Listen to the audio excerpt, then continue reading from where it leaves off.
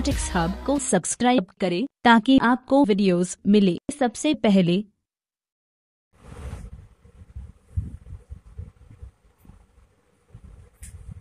बच्चों, प्रश्नावली 4.2 का प्रश्न नंबर 3 को जरा देखें। ये युगार्थी प्रश्न है। प्रश्न नंबर 3 में कहा गया है, ऐसी दो संख्याएं ज्ञात कीजिए जिनका योग 2700 और गुणनफल 182 हो। तो यहाँ पर देख लें, कहा गया है प्रश्न में कि ऐसी दो संख्याएं ज्ञात कीजिए जिनका योग 2700 और गुणनफल 182 हो। तो दो संख्याओं में किसी एक संख्या को हम मान लेते हैं। मान लें, माना पहली संख्या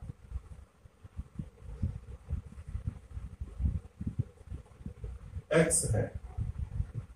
पहली संख्या अगर x है, यहाँ कहा गया कि दोनों का योग 27 है। तो अगर दोनों के योग में से पहली संख्या हम घटा देंगे तो दूसरी संख्या हमें प्राप्त होगी।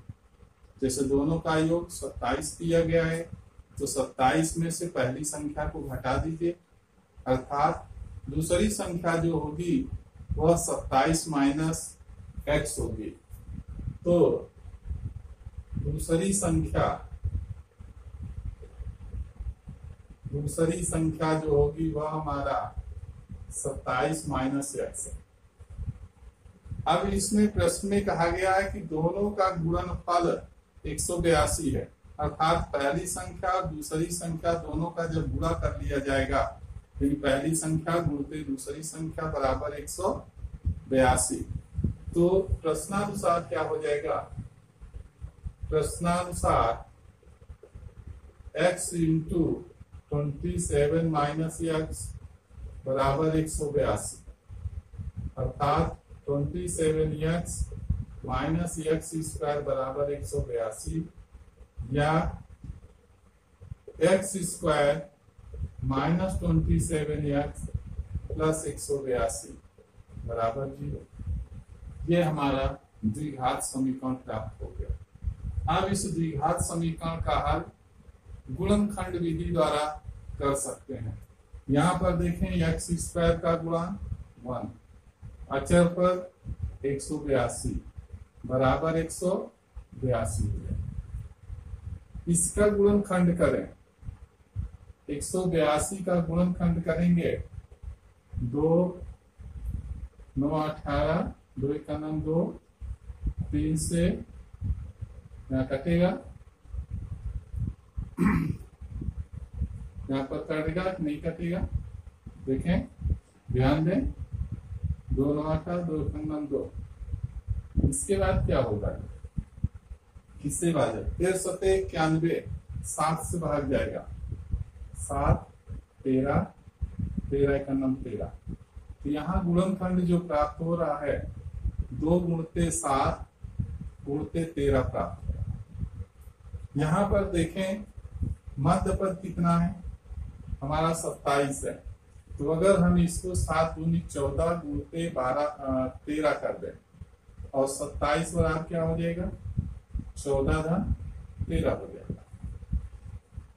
तो यहाँ पर 27 की जगह पर हम x स्क्वायर माइनस 14 धन 13 इंटू x प्लस 182 बराबर 0 लिख सकते हैं। अब इस ब्रैकेट को हटाएंगे, x square minus 14x minus 13x और प्लस 182 बराबर 0। इन दोनों में x कॉमन होगा, x माइनस 14, यहाँ 13 कॉमन होगा दोनों में, यहाँ क्या बचेगा? x माइनस 14 बराबर 0। यहाँ पर अब देखें, x माइनस 14 कॉमन है, x माइनस 14 जब कॉमन ले लेंगे तो x माइनस 13 बराबर 0 आ जाएगा। यदि x माइनस 14 बराबर 0, तो x बराबर 14, अर्थात पहली संख्या यदि 14 होती है तो दूसरी संख्या हमारी 13 होगी। यदि पहली संख्या 14 तो दूसरी संख्या 27 माइनस 14 बराबर 13 होगी। फिर और यदि x माइनस 13 बराबर 0, यहाँ पर देखें x माइनस 13 भी है, x माइनस 13 बराबर 0 तो x बराबर 13 होगा। यदि पुनः यदि पहली संख्या बराबर 13 तो दूसरी संख्या क्या होगी? दूसरी संख्या हमारी होगी 27 माइनस 13 बराबर 14। तो इस प्रकार से हम इसे हल कर सकते हैं। तो जो भी शर्त दिया गया है, जो भी कथन दिया गया है, उस कथन के अनुसार हमें द्विघात समीकरण बनाना है। फिर उस द्विघात समीकरण को गुणनखंड विधि के द्वारा हल करके हल करना है। तो यहाँ पर ऐसे ही प्रश्नों को कई 6 प्रश्न दिए गए हैं। 6 प्रश्नों में से कुछ प्रश्नों को हम बताएंगे, कुछ आपको स्वयं करना होगा। प्रश्न नंबर 5 को देखें। प्रश्न नंबर 5 में कहा गया है एक समकोण त्रिभुज की ऊंचाई उसके आधार से 7 सेंटीमीटर कम है। यदि कोण 13 सेंटीमीटर का हो तो अन्य दो भुजाएं ज्ञात कीजिए। समकोण त्रिभुज आप लोगों ने देखा होगा कि समकोण त्रिभुज हमारा इस प्रकार का होता है। इस प्रकार का हमारा समकोण त्रिभुज होता है। मान लीजिए समकोण त्रिभुज हमारा ABC है। इस समकोण त्रिभुज में कहा गया है कि समकोण त्रिभुज की जो ऊंचाई है आधार से 7 सेंटीमीटर कम है। इसका मतलब आधार को अगर हम मान लेते हैं तो ऊंचाई हमें मालूम हो जाएगी। और इसका कोण दिया गया है 13 सेंटीमीटर।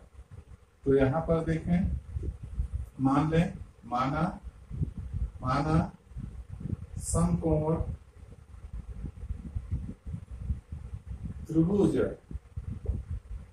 का आधार, माना समकोण त्रिभुज का आधार AB बराबर x सेंटीमीटर है। तो ऊंचाई बराबर क्या होगी? ऊंचाई जो होगी वह आधार से 7 सेंटीमीटर कम है, x माइनस 7 सेंटीमीटर होगी। अब आप लोगों ने पढ़ा होगा पाइथागोरस प्रमेय। किसी भी समकोण त्रिभुज के लिए पाइथागोरस का प्रमेय क्या है? कर्ण पर बना वर्ग शेष दोनों भुजाओं पर बने वर्ग के योग के बराबर होता है। तो यहाँ पर उसी को हम लागू करेंगे। ये लिखेंगे प्रश्नानुसार कर्ण का वर्ग बराबर आधार का वर्ग धन लंब का वर्ग। लंब अर्थात ऊंचाई, कोण 13 का वर्ग, आधार x का वर्ग, लंब अर्थात यहाँ पर ये देखेंगे ये x है, ये x माइनस 7 सेंटीमीटर, ये x सेंटीमीटर। ये आ जाएगा हमारा x माइनस 7 का whole square 169 x square plus x square minus 14x और प्लस 49। इस प्रकार से यहाँ पर a माइनस बी के होल स्क्वायर का यूज किया गया है। अब इसे हल कर सकते 169 2x स्क्वायर -14x और +49। यहाँ पर अब ये सभी पदों को एक तरफ पक्षांतरित कर दिया जाए तो 2x स्क्वायर -14x और +49 -169 बराबर 0, या 2x स्क्वायर -14x -120 बराबर 0।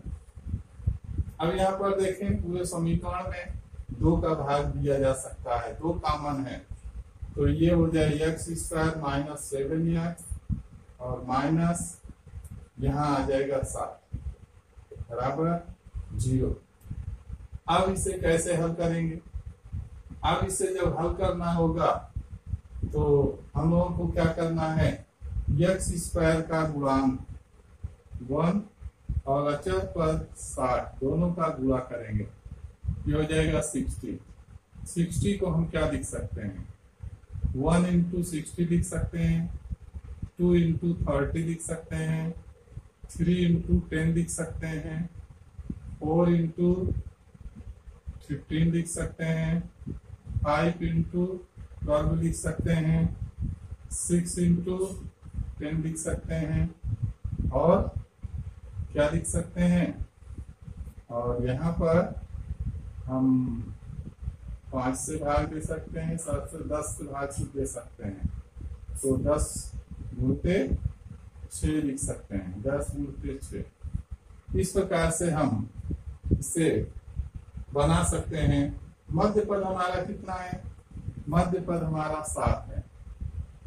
अब इसमें से कौन सा चूज करें जो जिससे हमारा 7, जिन्हें जोड़ने या घटाने पर हमें 7 मिल जाए। अगर इसको हम ले लें 5 गुणते 12, अर्थात 7 की जगह हम लिख सकते हैं 7 की जगह हम लिख सकते हैं 12 - 5। तो यहाँ पर हो सकता है x स्क्वायर -12 -5 -60 x होगा -60 बराबर 0। इस प्रकार से इसका हम गुणनखंड कर सकते हैं। आगे देखें इसे अब हल कैसे करेंगे। हल जब हमको करने की बात आएगी तो हल हम इसका इस प्रकार करेंगे,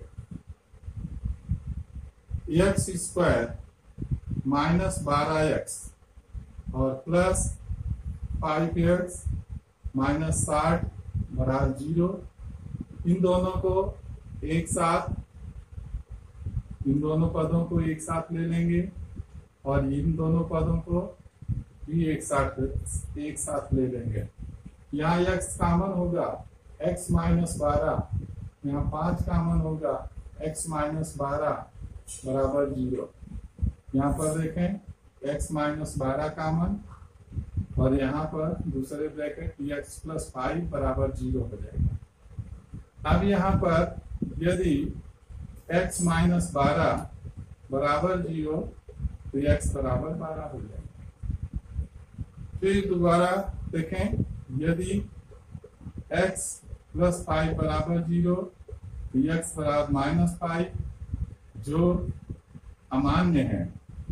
अमान्य है इसलिए कोई भी लंबाई ऋणात्मक नहीं हो सकती है, तो यहाँ पर जो पॉजिटिव मान होगा उसी को लिया जाएगा, जो निगेटिव होगा उसे छोड़ दिया जाएगा। अर्थात समकोण त्रिभुज का आधार जो होगा, आधार बराबर क्या हो जाएगा, आधार बराबर हमारा 12 सेंटीमीटर, ऊंचाई जो होगी वो 12 - 5 है, ये हो जाएगा 12 - 7 है, ये हो जाएगा 5 सेंटीमीटर।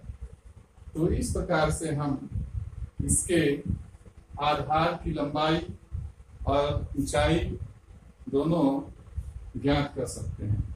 और छठा प्रश्न, इसे देख लें, ये कुछ विशेष प्रकार का प्रश्न है। इस प्रकार के अगर प्रश्न आपको दिए जाएं तो उसे किस तरह से आप हल करेंगे, देख लें।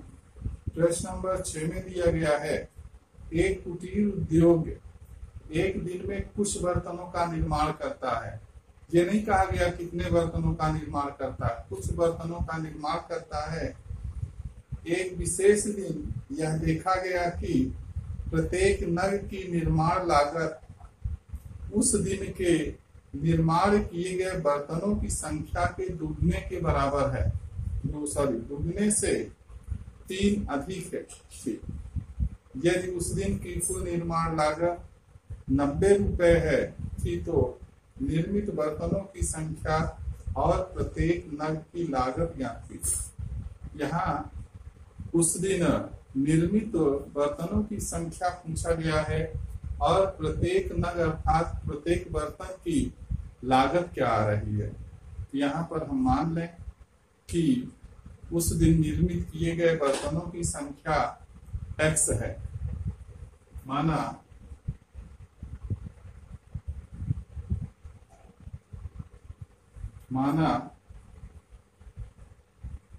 एक दिन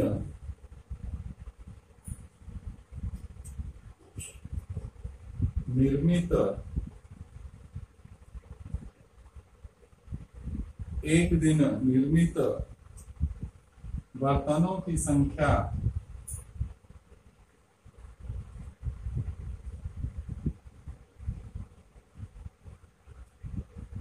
x है।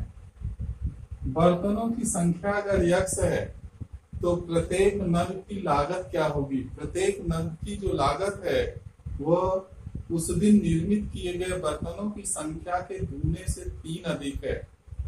अर्थात तो प्रत्येक नग का मतलब है एक बर्तन। प्रत्येक नग की लागत होगी 2x + 3। अब यहाँ पर प्रत्येक नग की लागत 2x + 3 आ गया। अब इन्होंने कहा उस दिन की कुल लागत 90 रुपए थी, अर्थात जितने बर्तन उस दिन बनाए गए थे उन सब की लागत 90 रुपए थी।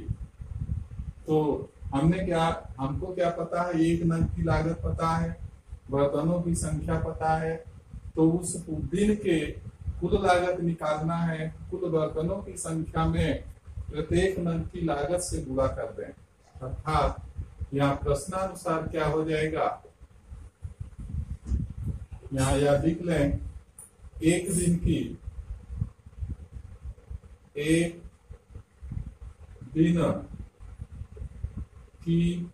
कुल लागत जो होगी वो हो जाएगी 2x + 3। एक बर्तन की लागत गुणते बर्तनों की संख्या x, ये हो जाएगा 2x² + 3x रुपए। और ये किसके बराबर है, दिया गया है कि उस दिन की जो लागत है 90 रुपए के बराबर है। अर्थात प्रश्नानुसार हमें क्या मिलेगा, 2x² + 3x बराबर 90 या 2x² + 3x - 90 बराबर 0। अब यह द्विघात समीकरण बन गया। इस द्विघात समीकरण को हम हल करके x का मान निकाल सकते हैं। यहाँ पर देखें 2 × 90 बराबर 180। अब 180 का गुणनखंड करें और उसे ऐसे 2 भागों में विभाजित करें कि जिनका योग या अंतर 3 के बराबर आना चाहिए।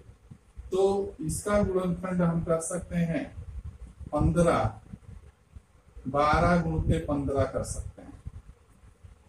12 में 15 का गुणा करेंगे तो 180 के बराबर होगा। और 3 के बराबर अगर हमें यहाँ करना है तो इसे 15 - 12 लिख सकते हैं। अर्थात यहाँ पर 2x² + 15 - 12 × x - 90 बराबर 0 लिख सकते हैं।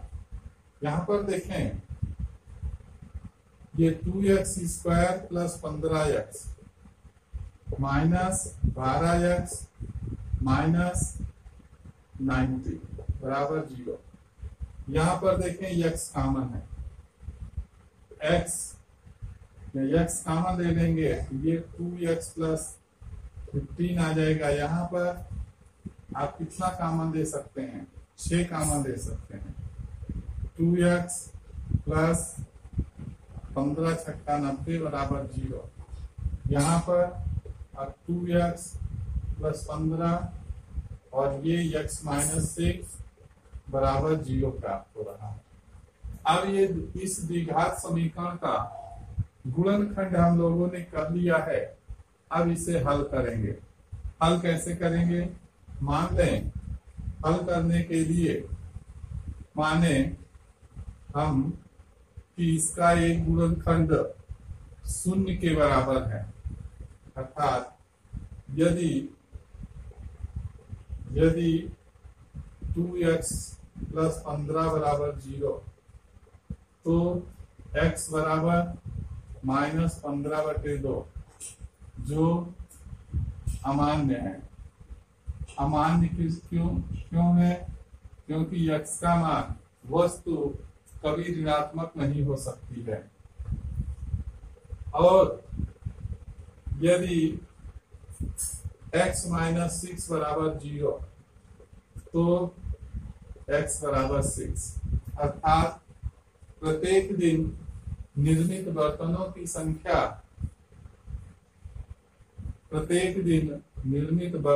संख्या 6 है। अतः यहां पर देखें, एक दिन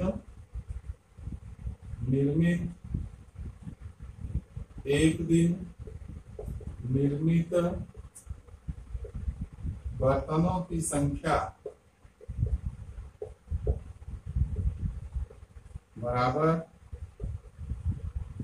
6 और प्रत्येक नग की लागत